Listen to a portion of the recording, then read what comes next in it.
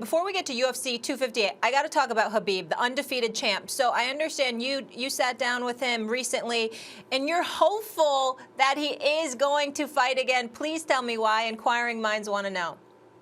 Yeah, I think if you look at that division right now, you got Poirier, Gaethje, Oliveira, Michael Chandler, Tony Ferguson, Conor McGregor. I mean, it goes all the way down to number 9, Beneil Dariush. I mean, the top 9 guys in the world are incredible.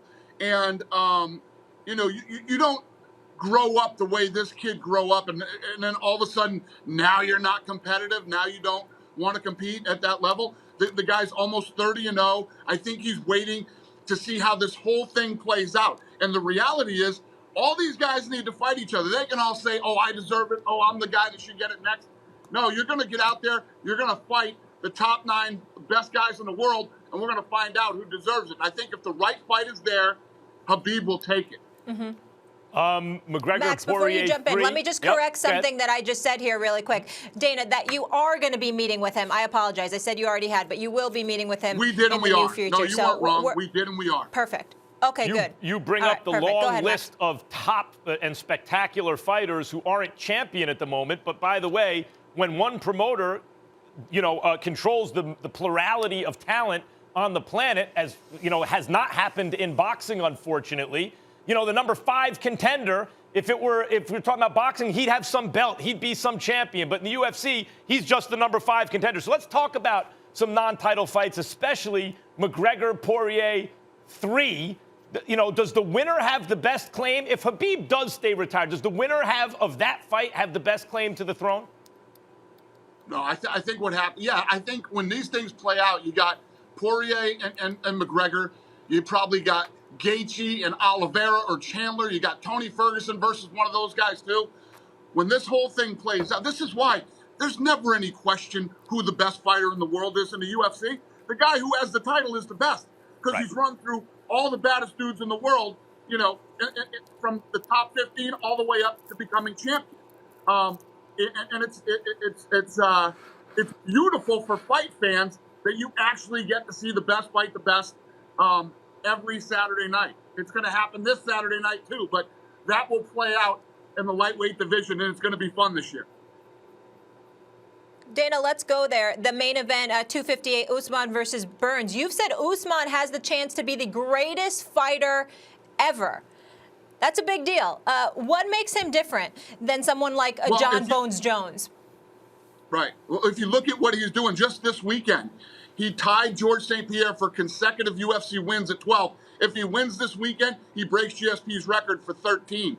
And this guy, Gilbert Burns, that he's fighting is a real tough fight. This is one of the toughest fights he's had in his career so far. So it's one of those type of fights. 2 guys in their prime, 2 of the best in the world for the title. Then if he wins, he's still got Colby Covington waiting for him. He's got Leon Edwards, Jorge Masvidal. I mean, this guy has straight killers waiting in line for him. So if he can continue to beat guys the way he has and be as dominant as he has been, after we pop our head up in a year and a half, and he's gone through these guys possibly, you start talking about him being probably the best welterweight ever and one of the greatest of all time. Yeah, he's been through some killers already. But you mentioned Gilbert Burns. This thing about the UFC is on this level, it feels like, oh, this guy's invincible. But these fights can end at any moment either way. And when I see a Brazilian fighter who came up with BJJ as his base, knock out people the way Burns is knocking out people, when those Brazilian grapplers get their hands going like that, get their striking going like that, it's super dangerous. Now, Usman's what, a 3-1 favorite? Not even quite that. Do you think that reflects? Does that reflect the odds, really? Crazy, and you're absolutely right, Max. What happens with a guy like Gilbert Burns is he's a multiple-time jiu-jitsu world champion, and he is not afraid. Most people don't want Kamaru Usman to take him down. Burns hopes he takes him down, but he'll stand up and trade with him too. He's got big power in both hands. He's got a great chin. Anywhere this fight goes, this kid is dangerous. Yeah, no question. Hey, Molly, I want to jump in with one more if you don't mind. Yeah. I want to follow up with Usman. Yeah, What's interesting to me about Usman, Dana, is if you said 2 years ago he has a chance to be the greatest ever, you'd be laughed at. You know, his learning curve is so steep, and what impresses me is I think of guys like great fighters. Take one guy who beat, George St. Pierre back in the day, right? We're talking about Matt Hughes. Sorry, it's been a long time. But Matt Hughes did it like with brute strength and heart.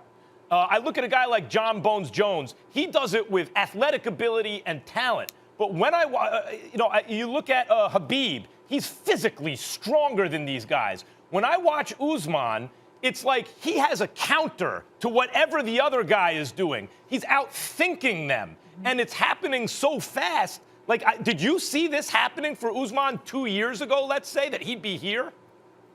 You're dead on again. I wasn't high on Usman early on.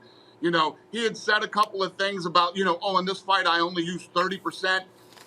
When he fought Rafael dos Anjos, from that fight on, I've become a complete Usman fan.